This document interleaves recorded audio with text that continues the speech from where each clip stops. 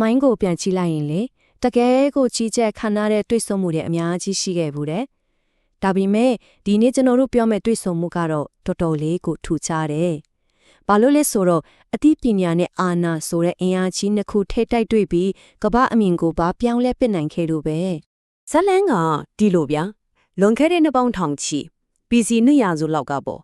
အိန္ဒိယမြောက်ပိုင်းကိုသိမ်းပိုက်ထားတဲ့အင်အားကြီးဂရီးဘီရင်တစ်ပါးရှိတယ်အဲ့ဒီဘီရင်ကဘယ်သူမှစကားစစ်ထိုးလို့မနိုင်တဲ့အဖြေတွေပိုင်ဆိုင်ထားတဲ့ဗုဒ္ဓဘာသာယက်တဲ့တစ်ပါးနဲ့တွားတွေ့တယ်ဆိုတော့ဒါကထားလန်နေနဲ့တိုက်ခိုက်တဲ့စစ်ပွဲမဟုတ်ဘူးအသိဉာဏ်ပညာတွေအတွေ့ခေါ်တွေနဲ့အမှန်တရားကိုရှာဖွေကြတဲ့တိုက်ပွဲတစ်ခုပေါ့ကဲအဲ့ဒီတော့ဘီရင်နဲ့ရာသီတွေ့ကြတဲ့အခါဘာတွေဆက်ဖြစ်မလဲဒီတွေးဆုံမှုကိုအဆုံးစုံတော့အတွေးခေါ်စကားစစ်ထိုးပွဲလို့တောင်တင်စားကြတယ်ဘာလို့လဲဆိုတော့ဒါဟာအရှိတိုင်ရဲ့နည်းနည်းတဲ့ဉာဏ်ပညာနဲ့နောက်တိုင်ရဲ့စူးစမ်းခြင်းစိတ်မေခွန်းထုတ်ခြင်းစိတ်ဒီပေါင်းဆက်သွားပြီးတမိုင်းမှာမေ့မရနိုင်တဲ့စကားဝိုင်းကြီးတစ်ခုဖြစ်လာခဲ့လို့ပါပဲဒီစကားစစ်ထိုးပွဲရဲ့အဓိကဇက်ဆောင်နှစ်ယောက်ကိုအရင်ဆုံးမိတ်ဆက်ပေးမယ်တစ်ဖက်ကတော့မီလင်ဒါမင်ကြီးသူကအုပ်စိုးသူဖရင်တပါအရာရာကိုတန်တရားမျက်စိနဲ့ကြည့်တတ်ပြီးအပြေမှန်ကိုအမြဲရှားဖွေနေတဲ့သူနောက်တစ်ဖက်ကတော့ရှင်နာကသေနာသူကတော့ရက်သေးတပါကျိုးချောင်းဆင်ချမှုမှာအရန်တော်တယ်လို့ခက်ခဲတဲ့ຢာတွေကိုတောင်ဥမမာလေးတွေနဲ့လွယ်လွယ်ကူကူရှင်းပြနိုင်တဲ့နေရာမှာဆရာတဆူပဲအဲ့ဒီလိုလူနှစ်ယောက်ရဲ့တွေ့ဆုံမှုကတမိုင်းတွင်ကြံရက်ဖြစ်တာအံ့ဩစရာတော့မရှိပါဘူးဟုတ်ပြီသူတို့နှစ်ယောက်ရဲ့ပထမဆုံးအပြန်လန်မေးခွန်းကပါလဲဆိုတော့စိတ်တည်ငြိမ်မှုရဲ့စွမ်းအားအကြောင်းပဲပြောရရင်ကျွန်တော်တို့အားလုံးလဲကြုံနေရတဲ့ပြဿနာပေါ့ဗျာပြန်ကျဲနေတဲ့စိတ်ကိုဘယ်လိုပြန်စုစည်းမလဲဆိုတဲ့မေးခွန်းပဲကဲသူတို့နှစ်ယောက်ဒီကိစ္စကိုဘယ်လိုချင်းကပ်သွားလဲကြည့်ကြစို့မိလင်တမင်းကြီးကအစပြီးမေးတယ်အရှင်ဖျားဓမ္မရီဆိုတာတကယ်တော့ဘာလဲပေါ့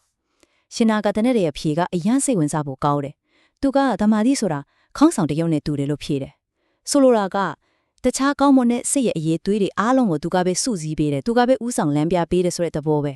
ရှင်နာကတိနာကဒီနေရာမှာတကယ်ကိုထိမိတဲ့ဥမာတစ်ခုထုတ်သုံးလိုက်တယ်နေအောင်ချီတွေကိုစဉ်းစားကြည့်နေရာအနှံ့ပြန့်ကျဲနေတဲ့အခါသူတို့မှာစွမ်းအားကြီးကြီးမားမားမရှိဘူးဒါပေမဲ့အဲ့ဒီနေအောင်ချီတွေပေါ်မန်ပီလူတစ်ခုနဲ့စုလိုက်တဲ့အခါဘာဖြစ်သွားလဲစက်ကူတယောက်ကိုတော့မီးလောင်သွားစေနိုင်တဲ့အင်အားမျိုးဖြစ်သွားရောတမာတီဆိုတာအဲ့ဒီမန်ပီလူလိုပဲကျွန်တော်တို့ရဲ့ပြန့်ကျဲနေတဲ့စိတ်ဆွမ်းအားတွေကိုတနေရာထဲမှာစုစည်းပေးပြီးအစွမ်းထက်သွားစေတာမျိုးပေါ့နောက်တစ်ဥမာတစ်ခုကပိုတောင်အားကောင်းတဲ့ဖျင်တစ်ပါးကိုစစ်မြေပြင်မှာမြင်းအောင်ကြည့်လိုက်ပါသူ့ရဲ့စစ်တပ်တစ်ခုလုံးကသူ့ကိုဗဟိုပြုတ်ပြီးသူ့အမိန့်အတိုင်းတသားတည်းရွေလျားတိုက်ခိုက်ကြတဲ့အဲ့ဒီလိုပဲစိတ်မှာတမာတိဆိုတဲ့ဖျင်ရှိလာပြီဆိုရင်တခြားကောင်းတဲ့စိတ်အင်အားတွေအားလုံးကအဲ့ဒီတမာတိကိုပဲဝင်ရပြီးရီမန်းချက်တစ်ခုတည်းကိုအောင်မြင်အောင်အလုပ်လုပ်ကြတော့တာပဲကဲစိတ်ကတော့စူးစီးလို့ရပြီဒါဆိုနောက်တစ်ဆင့်ကပါလာမလဲဟုတ်ပြီအခုလာမှာကတော့ပညာရဲ့အလင်းရောင်အကြောင်းပဲအမောင်ကိုဘလို့ထွန်းဖောက်မြင်မလဲဆိုတာဆက်ကြည့်ကြလားပေါ့ဘင်ကြီးကမေခွန်းနေမကုံသေးဘူးဒီတစ်ခါတော့ပညာဆိုတာကတော့ဘာလဲလို့ထပ်မေးတယ်ရှင်နာကတိနာရဲ့အဖြေကရိုးရှင်းပြီးလင်းတဲ့ပညာဆိုတာအလင်းရောင်ပဲတဲ့သူကမောဟလို့ခေါ်တဲ့မသိမှုအမောင်ထုကြီးကိုဖက်ရှားပေးပြီးအမှန်တရားရဲ့သဘောတဘာဝကိုထွန်းဖောက်မြင်နိုင်အောင်လုပ်ပေးတဲ့အရာအဲ့ဒါပညာပဲဒီအလင်းရောင်ဆိုတဲ့ဥပမာကိုဆက်ပြီးရှင်းပြတယ်အလုံးပိတ်ထားတဲ့အမောင်ခန်းတစ်ခန်းကိုမြင်အောင်ကြည့်အထက်မှာဘာပစ္စည်းလဲရှိလဲဘနားမှာဘာရှိလဲဘာမှမမြင်ရဘူးဟောအဲ့ဒါဟာမတိမှုတရားနဲ့ဖုံလွှမ်းနေတဲ့စိတ်အခြေအနေပဲဒါပေမဲ့အဲ့ဒီအမောင်ခန်းထဲကိုမီးရင်တစ်လုံးပဲဖြစ်ဖြစ်ဖျောင်းတိုင်တစ်တိုင်ပဲဖြစ်ဖြစ်ထုံပြီးယူသွားလိုက်တဲ့ဆိုရင်ကောအမောင်တွေချက်ချင်းပြောက်ွယ်သွားပြီးအထက်ကအရာအလုံးကိုရှင်းရှင်းလင်းလင်းမြင်ရပြီလေပညာဆိုတာကလည်းအဲ့ဒီမီးရင်လိုပဲစိတ်ထဲကိုပညာအလင်းရောင်ဝင်လာတာနဲ့တပြိုင်နက်အရင်ကမမြင်နိုင်တဲ့ဖုံးကွယ်နေတဲ့အမှန်တရားတွေကိုရှင်းရှင်းလင်းလင်းသိမြင်လာစေတော့တာပဲโอเค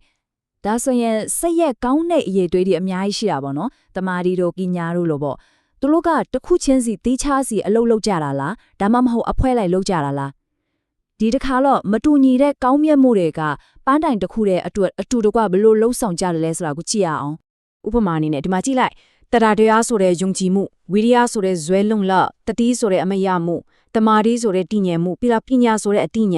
ာဒါတွေအားလုံးမှာလှုပ်ဆောင်ချက်ကိုစီရှိကြတယ်တစ်ခုနဲ့တစ်ခုမတူဘူးဒါမဲ့အရေးကြီးတာကသူတို့အားလုံးဟာစိနဲ့တစ်ခုတည်းအောက်ကနေအတူတူအလုံးလုံးနေတဲ့အစိတ်ပိုင်းတွေကြီးပဲ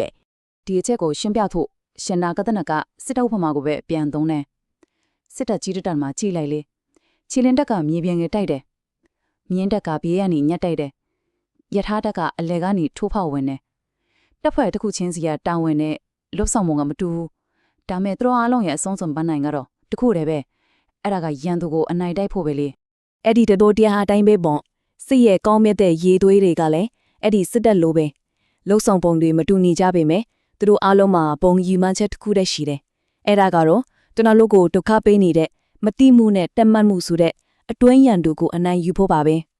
ကဲအခုကျွန်တော်တို့ဒီစကားစစ်ထိုးပွဲရဲ့အထွတ်အထက်ကိုရောက်လာပါပြီဖယန်ကြီးမိခဲ့တဲ့မေခွန်းတွေထဲမှာအနက်နဲဆုံးအခက်ခဲဆုံးလို့ပြောလို့ရတယ်အဆုံးစုံမေခွန်းတစ်ခုပေါ့မေခွန်းကတူတူလေးဒါပေမဲ့အယောင်နဲ့နဲတယ်ဖင်ကြီးကဒီလိုမေးတယ်အရှင်ဖေတေးသွားတဲ့လူတယောက်ကနောက်ဘဝမှာပြန်လည်မွေးဖွားလာတဲ့အခါအဲ့ဒီလူတက်ခါအရင်လူဟောင်းတဲ့တယောက်တည်းပဲလားဒါမှမဟုတ်လုံးဝမဆိုင်တဲ့တခြားတယောက်ဖြစ်သွားတာလားတဲ့ရှင်နာကတဲ့နာရဲ့အဖေရတော့ပဟေလီလိုပါပဲသူကဘာပြန်ဖြစ်လဲဆိုတော့ထိုသူလည်းမဟုတ်အခြားသူလည်းမဟုတ်တဲ့ဟင်ဘယ်လိုကြီးလဲနော်တယောက်တည်းလည်းမဟုတ်ဘူးတခြားတယောက်လည်းမဟုတ်ဘူးဆိုတော့အဒေးပေလာပါလေကဲဒီလိုပဟေလီဆန်တဲ့အဖေရဲ့နောက်ကွယ်ကနဲတဲ့အဖေကိုရှင်နာကတဲ့နာကဘယ်လိုရှင်းပြသွားမလဲဒီအပိုင်းမှာတော့မိတောက်ဥပမာကိုတုံးပြီးဖြည့်ရှင်းသွားမှာပါရှင်နာကတင်းတဲ့ကမှဖြီကြီးဖင်းကိုမွေးခွန်းပြန်မိတယ်မင်းကြီးအခုအရွယ်ရောက်နေတဲ့မင်းကြီးဟာဟိုးနိုးဆိုးရွယ်ကကလေးလေးနဲ့တယောက်သေးမလားတဲ့မင်းကြီးကလည်းချက်ချင်းပဲတယောက်သေးမဟုတ်ဘူးတခြားစီပဲလို့ပြန်ဖြေတယ်ဟုတ်တယ်ဒီရုပ်ရည်ရောအတွေးခေါ်ရောဘာမှမတူတော့ဘူးဒါပေမဲ့လုံးဝမဆိုင်တဲ့သူလည်းမဟုတ်ပြန်ဘူးအဲ့ဒါဟာစင်ဆက်မပြတ်ဖြစ်ပေါ်နေပေမဲ့အမြဲတမ်းပြောင်းလဲနေတဲ့ဖြစ်စဉ်တစ်ခုကိုညွှန်ပြနေတာပဲဒီချက်ကိုပိုရှင်းသွားအောင်ရှင်နာဂဒီနာရဲ့အကောင်းဆုံးဥပမာတစ်ခုခုကြည့်ကြရအောင်စီမီခတ်တလုံးကိုတညာလုံးထုံထားတယ်ဆိုပါစို့အခုည10နာရီမှမြင်နေရတဲ့မီးတော့ဟာမနက်7နာရီမှမြင်ရမယ့်မီးတော့နဲ့အတူတူပဲလားရုပ်ပိုင်းဆိုင်ရာရာတော့လုံးဝမထူတော့ဘူးဘာလို့လဲဆိုတော့စီးလေးမီးစားတွေကစက္ကန့်နဲ့အများလောင်ကျွမ်းပြီးအတစ်ဖြစ်နေရကို